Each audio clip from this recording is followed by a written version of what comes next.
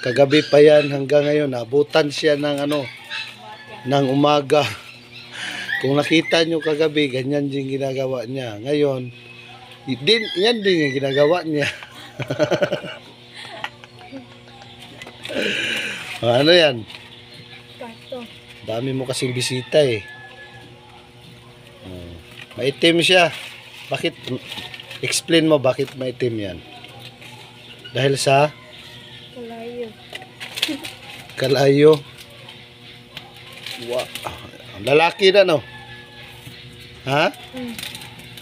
Baka naluto na yan. Tama na.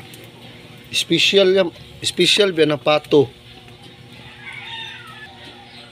Special ba ng pato? Ang lami ani litson ba ajod? Na. Abi lami sa litson. Saan man magluto din? Saan magluto? Ha? Adobo. Daghan kay kag kuan no? Kanang sana. Dali abi.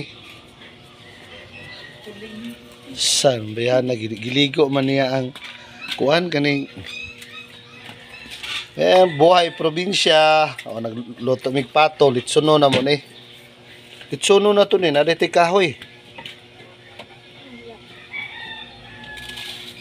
Dakuha sa kuan mo, lami kay litsuno niyo. Tingnan ninyo si Kanunayon, sila may papalitag uling. Di ana lang sa napair kay bit kuan na siya tinai. Ana lang. Kuha naman yung tinai. So, nun. Balo ka makuha sa kuha na na? Akura ana. Hindi, ano eh. Meron.